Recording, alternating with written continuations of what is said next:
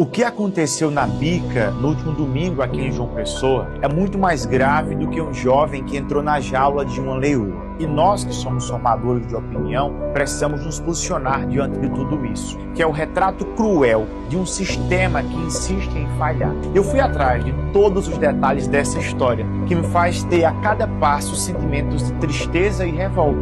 De um lado, um Estado que não protege, e o pior, que não reconhece o erro. Do outro, uma sociedade que prefere julgar do que entender os problemas de cada um. A gente precisa começar dizendo que estamos diante de duas vítimas, a leoa e o vaqueirinho. A leoa que agiu pelo seu instinto selvagem e o jovem por não ter consciência dos seus próprios atos e que no mundo dele estava na realização de um sonho. O garoto que morreu ali se chamava Gerson de Melo Machado, conhecido como Vaqueirinho, um jovem de apenas 19 anos e hoje, nesta segunda-feira, 24 horas após a tragédia, o corpo dele permanece como indigente no IML de João Pessoa. E antes de apontar qualquer culpado, é preciso olhar para a trajetória dele. Gerson nasceu numa situação extremamente complicada. Veio ao mundo na maternidade Frei Damião, aqui em João Pessoa, em uma família marcada por graves problemas de saúde mental. Segundo o Conselho Tutelar, tanto a mãe quanto a avó sofrem de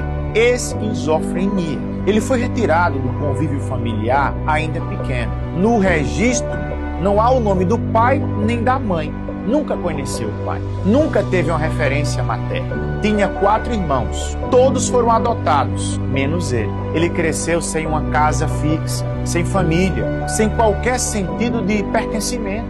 Passou por inúmeras situações de acolhimento. Ainda menor, somou 10 apreensões, quase todas elas situações pequenas, fruto de alguém que não conseguia avaliar suas próprias ações. E segundo o Conselho Tutelar, muitas vezes ele preferia estar interno, porque ali pelo menos encontrava comida e dormida, algo que a rua jamais lhe ofereceu, nem a família também. Ao atingir os 18 anos, teve 6 prisões, todas elas também por pequenos incidentes, nada por maldade. O episódio mais marcante foi quando ele atirou pedra na viatura e foi preso.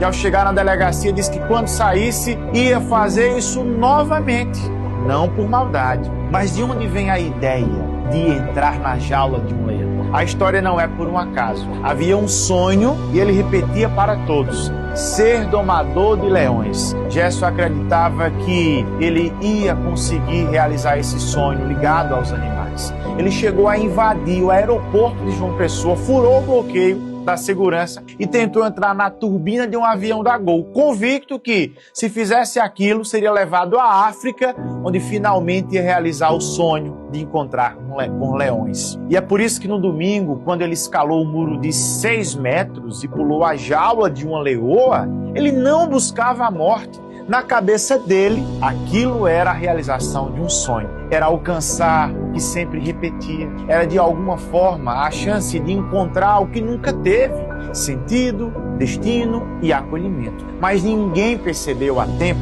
que aquilo não era loucura passageira, não era rebeldia, não era frescura, como parte da sociedade costuma dizer, era saúde mental abandonada. Era um jovem que precisava de acompanhamento permanente e nunca recebeu. Era alguém que foi empurrado de um lado para o outro quase 2 décadas, sem estrutura, sem compreensão e sem apoio. E aqui entra o mais grave, que nós precisamos falar: o fechamento dos manicômios judiciais. Uma decisão do Conselho Nacional de Justiça jogou nas ruas pessoas que precisam de tratamento contínuo, que não conseguem conviver em sociedade, pessoas que deveriam estar sendo cuidadas com tratamento especializado e que agora vagam pelas ruas ou são devolvidas às famílias, que muitas vezes, sem orientação, sem suporte, sem recursos, não conseguem lidar com situações tão complexas. Isso não é ilusão, isso não é cuidado, isso não é inclusão e nem é cuidado. Isso é um abandono. Que ideia maluca é essa? Vivemos em uma verdadeira pandemia de transtornos mentais e o Estado brasileiro continua fingindo que está tudo bem. Setembro chega, pintam tudo de amarelo, fazem campanhas emotivas, mas a realidade é: faltam profissionais, Os poucos que existem já se desdobram muito ao limite. Faltam medicamentos que são bem caros, faltam estruturas adequadas, falta humanização. Falta legislação com olhar para essa situação com mais atenção. Falta compromisso real com a saúde mental. Aqui na Paraíba, a maior referência é o Complexo Dr. Juliano Moreira, lugar onde os profissionais são qualificados e que se dedicam muito. Eu conheço de perto, mas eles não conseguem fazer mágica. O lugar precisa de mais profissionais, melhorias na estrutura. Muitas vezes falta o básico para os pacientes, não dá para esconder isso. E os municípios da Paraíba também não dão atenção devida ao tema. Quase não tem psiquiatra no serviço público aqui na Paraíba. Isso precisa ser mudado. E a sociedade continua ridicularizando quem sofre, tratando doença mental como uma escolha, preguiça ou maldade. Quantos vaqueirinhos ainda precisam ser entregues aos leões para que a gente acorde?